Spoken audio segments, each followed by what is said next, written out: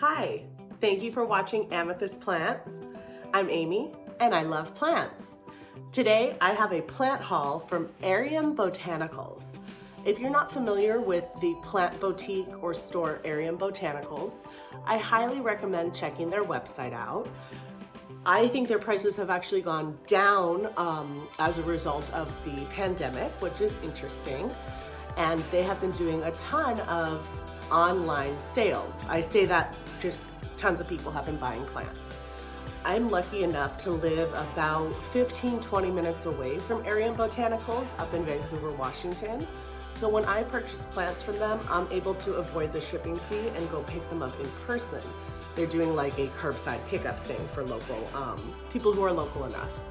So I always love a deal. As I've mentioned before, anything that can save me some money, I'm all about.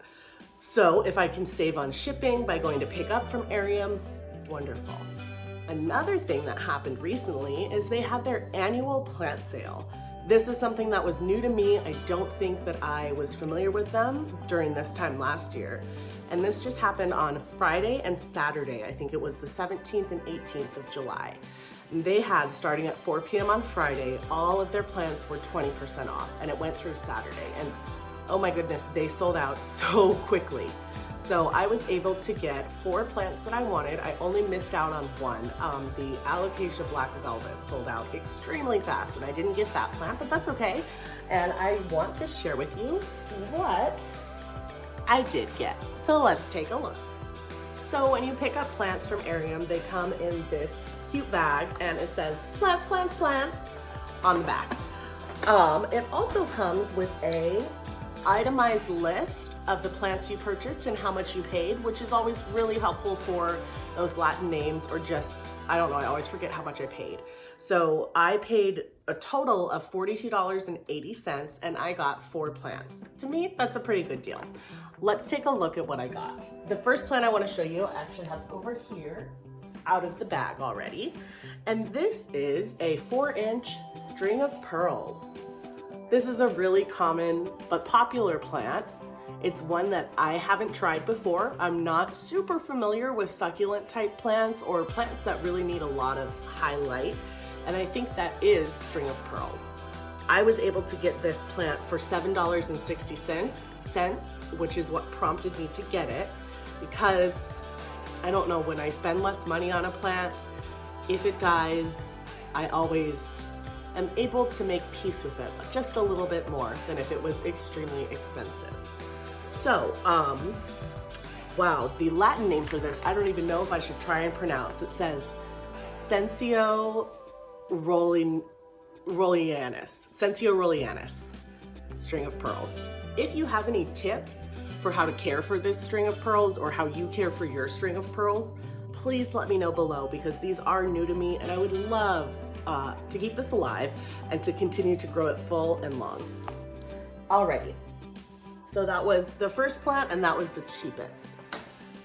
Next, I got a philodendron. I can't pronounce stuff today, you guys. Philodendron Moonlight. This is a plant that I had been eyeing for a while. It looks okay. I wish that this leaf wasn't blemished and kind of bent. It hasn't straightened out over the weekend, but you know what, that's all right.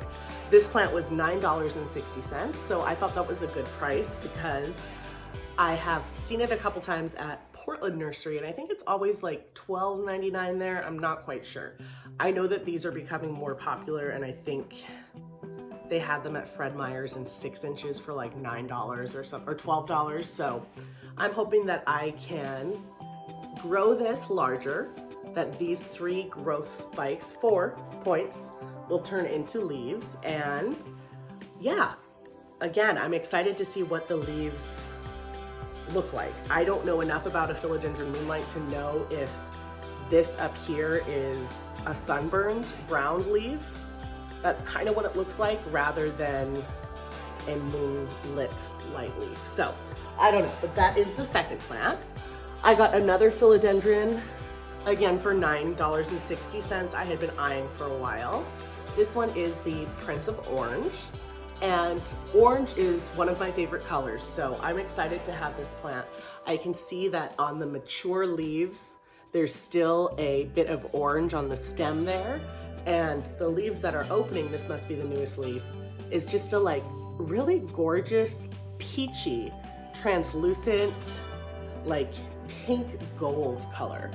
So definitely some orange vibes going on there, and I like it. I'm pretty new to philodendrons as well, so I'm gonna be researching exactly how to keep those plants happy. I believe some types of philodendron like highlight, some types like more shade or low light. So let me know how the Prince of Orange and Moonlight do. If you have them, let me know what makes them happy. Yeah. The last plant that I got was the most exotic or rare or just new to me. It was $16 and it's called a Pseudobombax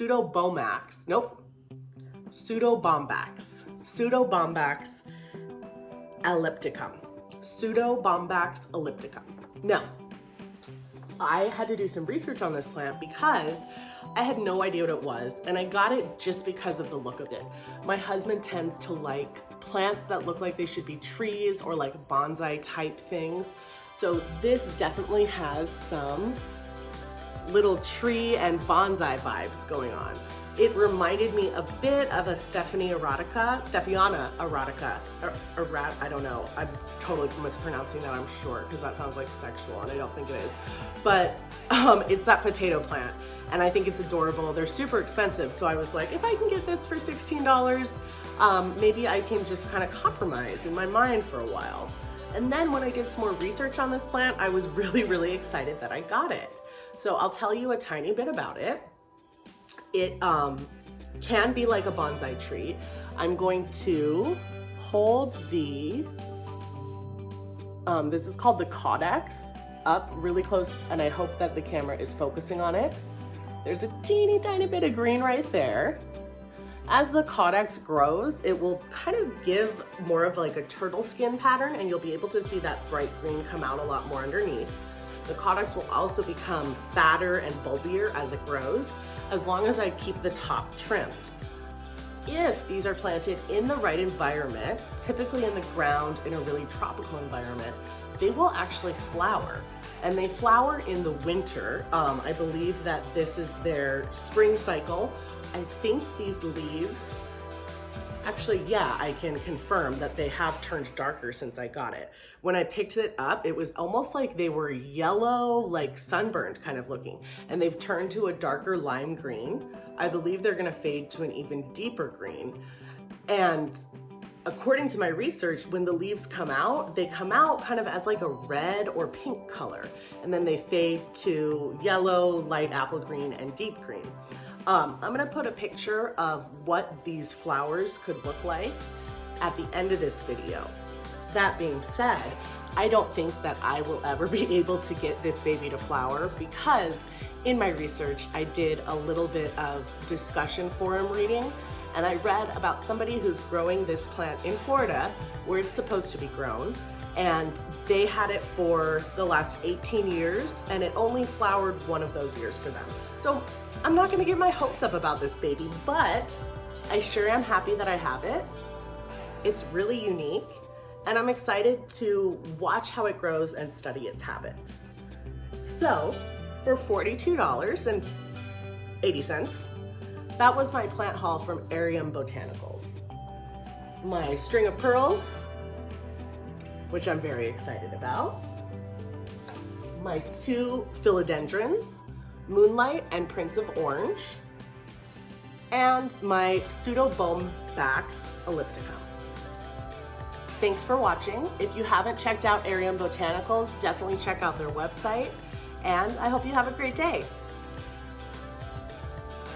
Here's a more mature Pseudobombax. Hopefully I could get mine to look like this one day. Here's a picture of a flower. They're also called shaving brush trees or Dr. Seuss trees. And you can see from this picture, they can grow really big given the right care and climate.